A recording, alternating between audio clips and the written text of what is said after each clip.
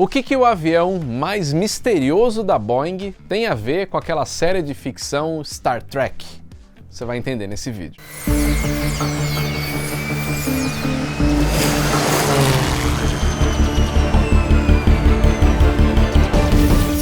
Fala pessoal do Aero, tudo bem? Chegou reposição na loja do Aero da camiseta do logo, dessa aqui que eu estou usando. Tem duas cores, preta e também branca. Então, se você estava procurando essas camisetas, vai lá na loja do Aero terminando o vídeo, o link está na descrição ou aqui no QR Code. E além dessas estampas, a gente tem várias outras também nas camisetas do Aero e muitos produtos sempre ligados ao tema aviação. Tenho certeza que você vai gostar do que vai encontrar por lá. Então acesse aeroportrasaviação.com.br e visite a nossa loja.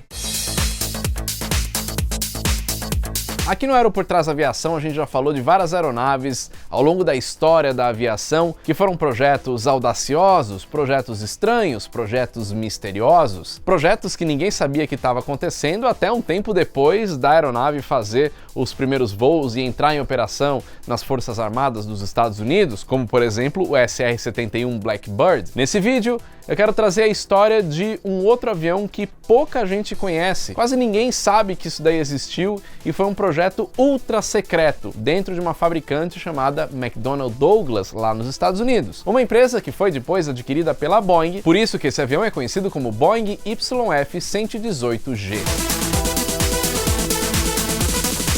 A história desse avião começa lá no final dos anos 80 e início dos anos 90, uma época que a fabricante americana McDonnell Douglas estava correndo atrás de novos projetos, novos contratos para se manter competitiva no mercado aeronáutico. Eles procuravam esses contratos com o governo dos Estados Unidos para fabricar aviões militares. A McDonnell Douglas, ao longo de sua história, fabricou muitos aviões famosos, desde o tempo ainda da Douglas, por exemplo, com o DC-10, depois que já era McDonnell Douglas, virou o MD-11, aviões que foram usados pela Varig, por exemplo. Também fez a série do MD-80, que tinha o MD-83, enfim, vários aviões com aqueles motores na cauda, lá na fuselagem do avião. E também fez um avião muito famoso, um avião militar, chamado F-15 Eagle. Mas lá no final dos anos 80 e início dos anos 90, a McDonnell Douglas estava precisando correr atrás de novos aviões, eles precisavam se reestabelecer no mercado porque o negócio não estava muito fácil para eles. Em 1986, as fabricantes de aviões dos Estados Unidos apresentavam propostas para atender o programa da Força Aérea Americana, conhecido como Advanced Tactical Fighter, que era basicamente um programa para ter aviões que apresentavam superioridade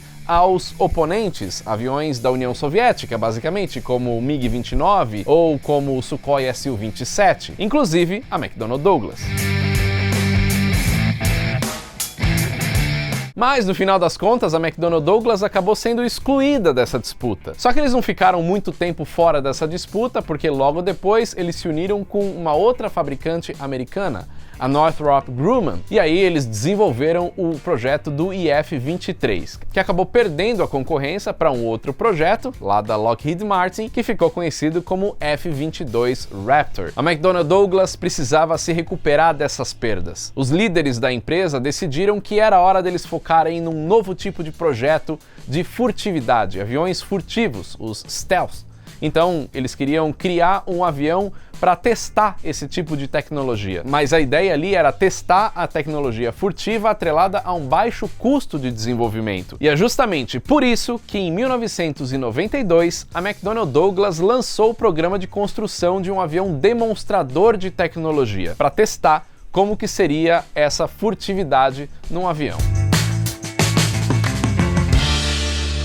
A ideia basicamente era testar novas técnicas, novo design de construção de um avião desse tipo. Isso incluía então o projeto, a fabricação e os testes de um novo avião que pudesse trazer a maior furtividade já vista naquela época. E é aí que a série de ficção Star Trek entra na história, porque esse avião foi batizado de IF-118G. Só que como ele teria um design bem diferente, com linhas que lembravam espaçonaves da série Star Trek, por que não nomear esse avião conforme uma espaçonave da Star Trek? Foi exatamente isso que eles fizeram. Então esse avião demonstrador da McDonnell Douglas foi batizado como Klingon Bird of Prey, o nome de uma espaçonave da série Star Trek. Bird of Prey quer dizer ave de rapina. E se você olhar o Klingon da série Star Trek e comparar com o IF-118, você vê que até tem aí alguma semelhança, pelo menos na questão da asa, o design ali da fuselagem.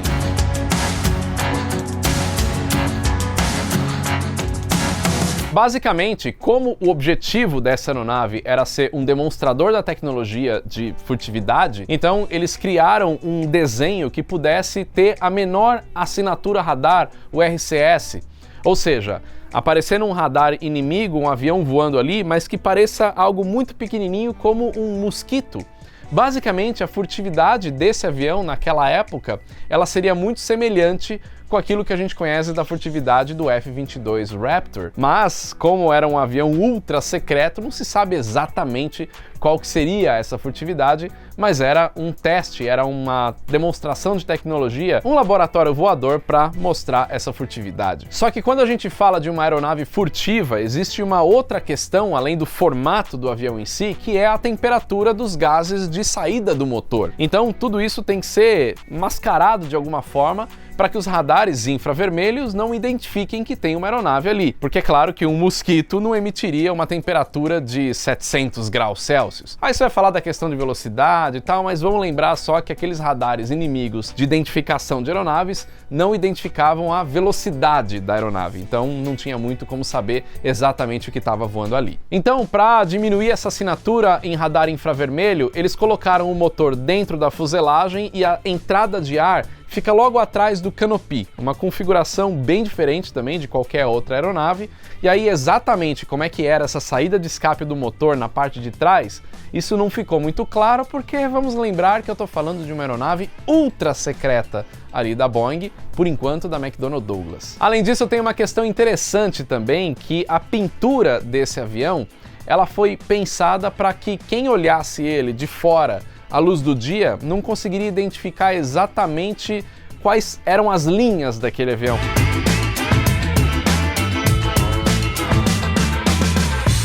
Ao mesmo tempo que esse avião estava sendo desenvolvido dentro da McDonnell Douglas, tinha uma outra aeronave também demonstradora de tecnologia furtiva sendo desenvolvida dentro da Northrop. Esse era o Tacit Blue, que inclusive já tem vídeo aqui no Aero por Trás da Aviação contando toda a história dele. Um avião que parece uma caixa de sapato, um negócio bem esquisito. Então, como a Northrop estava desenvolvendo o Tacit Blue, a McDonnell Douglas se sentia pressionada em desenvolver esse demonstrador de tecnologia para mostrar também que eles eram capazes e competitivos. E vale lembrar que um dos objetivos desse demonstrador era, além de ser furtivo, também ter baixo custo. Basicamente, o avião tinha que ser barato, comparando com outros aviões com essa tecnologia da aviação militar. Então, para baratear o desenvolvimento, o programa de construção, muitas coisas foram testadas já em computador. Como a gente está falando aí entre os anos 80 e anos 90, já tinha muita simulação. Então, antes de testar uma peça em voo, ter que construir o avião, isso daí ia custar caro, ia demorar bastante tempo, eles já traziam essa tecnologia de simulação,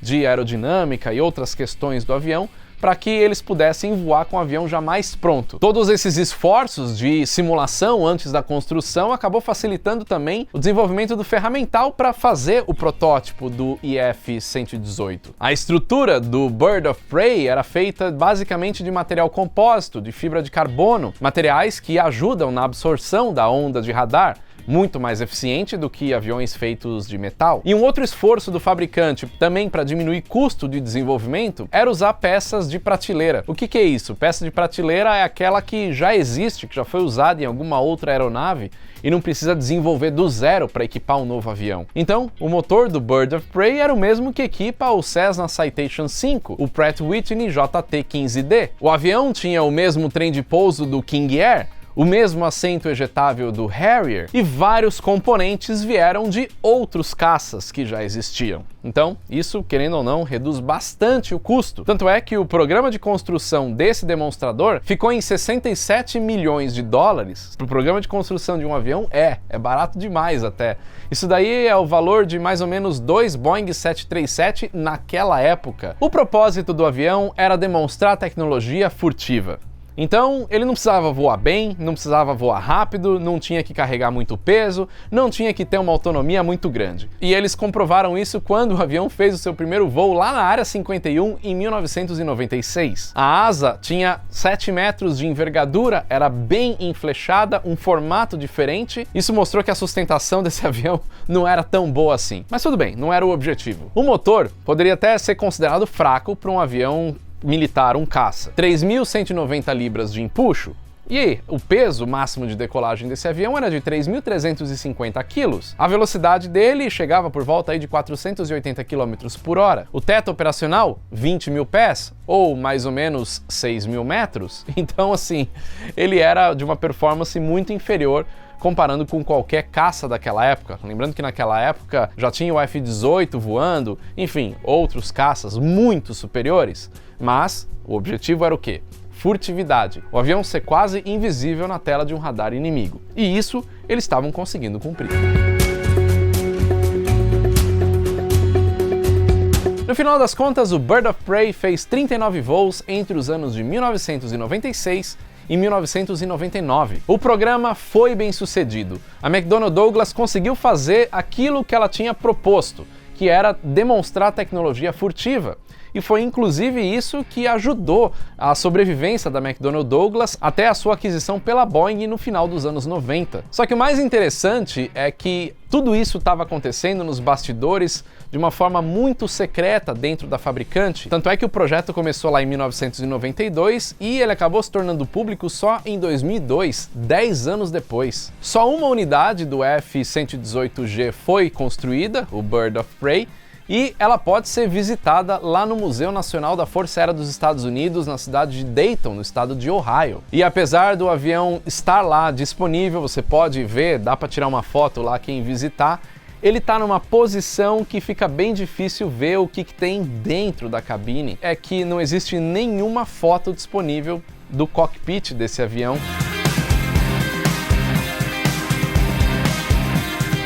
Mas a verdade é que o Bird of Prey provou a sua eficiência em termos de furtividade. O Bird of Prey estava muito à frente do seu tempo. Agora, por mais que a Boeing não tenha dado continuidade ao programa de construção desse avião, talvez transformando esse demonstrador em um avião realmente que operasse em algum lugar, esses demonstradores servem justamente para ensinar muita coisa e também para ficar como base para novos projetos. Então você pode ter certeza que muita coisa que foi aprendida com esse demonstrador da McDonnell Douglas lá nos anos 90 é utilizada até hoje em novos aviões que estão sendo desenvolvidos.